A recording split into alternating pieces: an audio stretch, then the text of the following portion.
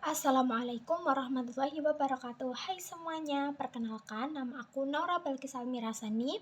Nah, di sini aku akan menjelaskan mengenai kompensasi. Jadi, materi kita kali ini adalah materi kompensasi. Jadi, yang pertama adalah apa sih kompensasi itu? Kompensasi adalah seluruh bentuk imbalan atau balas jasa yang diterima karyawan atas kontribusi mereka kepada suatu organisasi atau perusahaan. Nah, kompensasi ini mencakup 3 hal, yaitu kompensasi finansial langsung berupa gaji, upah, bonus. Kemudian ada kompensasi finansial tidak langsung, yaitu ada tunjangan, asuransi, dan fasilitas. Lalu ada kompensasi non-finansial, seperti penghargaan, pengakuan, lingkungan kerja yang nyaman, peluang pengembangan diri.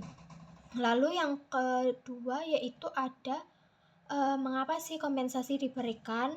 Jadi, tujuan utama suatu perusahaan atau organisasi memberikan kompensasi kepada karyawannya adalah untuk memotivasi karyawan agar bekerja lebih baik, kemudian menarik dan mempertahankan tenaga kerja yang berkualitas, lalu meningkatkan kepuasan dan loyalitas karyawan, juga menjamin keadilan internal dan eksternal dalam suatu organisasi, lalu mendukung pencapaian tujuan organisasi secara keseluruhan. Lalu, siapa yang terlibat dalam sistem kompensasi ini? Yaitu ada manajer atau HRD suatu perusahaan, yaitu yang merancang dan mengelola sistem kompensasi.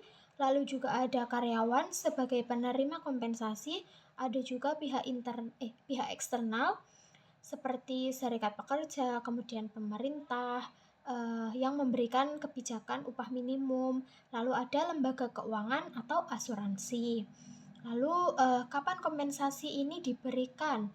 Jadi kompensasi ini diberikan kepada karyawan atau para pekerja sesuai ketentuan yang berlaku.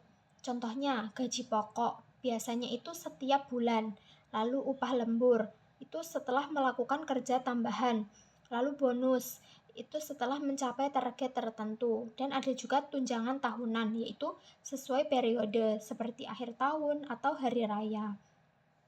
Lalu di mana kompensasi ini berlaku? Jadi kompensasi ini berlaku di seluruh lingkungan kerja organisasi, baik di perusahaan swasta, BUMN, lembaga pemerintah, kemudian juga di level operasional hingga manajerial, lalu cabang dalam maupun luar negeri. Lalu bagaimana kompensasi dikelola atau diberikan? Jadi ada beberapa tahapan untuk mengelola kompensasi. Yang pertama itu ada analisis jabatan. Ini dilakukan untuk menentukan nilai dan beban kerja. Lalu ada juga evaluasi jabatan, yaitu menentukan perbandingan antar posisi. Lalu juga penetapan struktur gaji yang menentukan skala dan rentang upah. Ada juga survei upah, yaitu membandingkan dengan pasar kerja. Lalu ada juga pemberian kompensasi berdasarkan kinerja, masa kerja, dan kebijakan perusahaan. Yang terakhir adalah evaluasi sistem kompensasi, yaitu memastikan keadilan dan efektivitas berkelanjutan. Nah, itu dia materi singkat tentang kompensasi.